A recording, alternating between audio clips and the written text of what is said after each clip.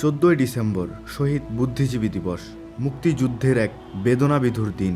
1971 সালের এই দিনে পরিকল্পিতভাবে হত্যা করা হয় বাংলাদেশের শ্রেষ্ঠ সন্তানদের। নারকীয় হত্যাযজ্ঞ থেকে বাদ যায় না শিক্ষক, চিকিৎসক, সাংবাদিক, লেখক, গবেষক সহ অসংখ্য বুদ্ধিজীবী। স্বাধীনতার আগেই জাতিকে মেধাশূন্য করাই ছিল পাকিস্তানি হানাদার বাহিনী এবং তার দোসরদের উদ্দেশ্য। রাজধানীর রায়ের বাজার শহীদ বুদ্ধিজীবী বধ্যভূমি আজও নীরব সাক্ষী হয়ে ইতিহাসের সেই নির্মম হত্যাযজ্ঞের। এবছর শহীদ বুদ্ধিজীবী দিবস উপলক্ষে সকাল থেকেই সেখানে মানুষের সমাগম ঘটে। পুষ্পস্তবক অর্পণের মাধ্যমে শহীদদের প্রতি শ্রদ্ধা জানান বিভিন্ন শ্রেণী পেশার মানুষ এবং রাজনৈতিক ব্যক্তিবর্গ। রায়ের বাজার বধ্যভূমিতে ফুল দিতে আসেন বীর মুক্তিযোদ্ধা মোহাম্মদ আলতাফ হোসেন। তিনি বলেন, পাকিস্তানি বাহিনী বুঝতে পেরেছিল বাংলাদেশ স্বাধীন হবে। স্বাধীনতার পর যেন এই দেশ ঠিকভাবে দাঁড়াতে না পারে, সেজন্যই বুদ্ধিজীবীদের হত্যা করা হয়েছে। পাকিস্তানি বাহিনী যখন বুঝতে পারলো যে এই দেশকে আমরা টিকিয়ে রাখতে পারবো না, এটা আমাদের হাতছাড়া হবে, তখন ওরা চিন্তা করলো তাহলে যারা বুদ্ধিজীবী আছে স্বাধীন হলেও যেন দেশ ঠিকভাবে দাঁড়াতে না পারে। এই চিন্তা করেই তারা আমাদের বুদ্ধিজীবীদের ধরে ধরে এনে এখানে হত্যা করেছে। 14ই ডিসেম্বর এই যে বুদ্ধিজীবীদের ধরে এখানে এনে নির্মমভাবে হত্যা করেছে, এটা অকল্পনীয়। আমাদের এই দেশকে একটা মেরুদণ্ড ভেঙে দেওয়ার জন্য পাক হানারা এই কাজটা করেছে। তারপরও ওরা আমাদেরকে দমিয়ে রাখতে পারেনি। আমরা ইনশাল্লাহ আমাদের এই দেশকে আমরা সেই আমাদের কাঙ্ক্ষিত জায়গায় নিয়ে যেতে পারব। সুদূর সিলেট থেকে একজন চিকিৎসক বুদ্ধিজীবীদের স্মরণে ফুল দিতে আসেন রায়ের বাজার বধ্যভূমিতে।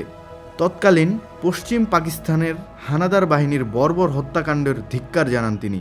শুধু সিলেট থেকে আসছি, শহীদ বুদ্ধিজীবী স্মৃতিসৌধে সকালবেলা ফুল দিলাম, নিজের মনকে শীতল করলাম। আমি মনে করি মানবিক দিক থেকে আমার একটা দায়িত্ব আমি অল্প হইলেও পালন করার চেষ্টা করেছি। পাকিস্তানি যে বর্বর বাহিনী, তারা যে আমাদের এই বাংলার অস্তিত্বকে, আমাদের সংস্কৃতিকে ধ্বংস করার জন্য যে চেষ্টা করেছিল, ঘৃণ্য পায়তারা করেছিল, এটা আসলে ধিক্কার জানানোর ভাষা নেই। কি বলে যে হৃদয়ের ক্ষোভটাকে লাঘব করব সেটা আমার জানা নেই।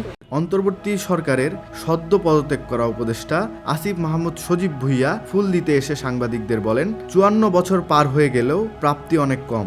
সে কারণেই 2024 সালের জুলাই অভ্যুত্থান হয়েছে। আসিফ মাহমুদ আরও বলেন, আমরা জানতে পেরেছি শুধু ওসমান হাদি নয়, আরও অনেককে হিট লিস্টে রাখা হয়েছে। আমরা স্পষ্টভাবে বলতে চাই, 71-এ যেমন হানাদার বাহিনী এবং তাদের এদেশীয় দোসরদের ষড়যন্ত্র সফল হয়নি, ঠিক একইভাবে এবারও পরাজিত ফ্যাসিবাদী দোসরদের কোনো ধরনের ষড়যন্ত্র সফল হবে না। সকালে বধ্যভূমিতে ফুল দিতে আসেন ঢাবি উপাচার্য নিয়াজ আহমেদ খান। তিনি বলেন, কঠিন সময়ের মধ্য দিয়ে যাচ্ছে জাতির জন্য একটি ক্রান্তিকাল। এ সময়ে নিজেদের মধ্যে ঐক্য ধরে রাখার প্রয়োজন বলে জানান তিনি।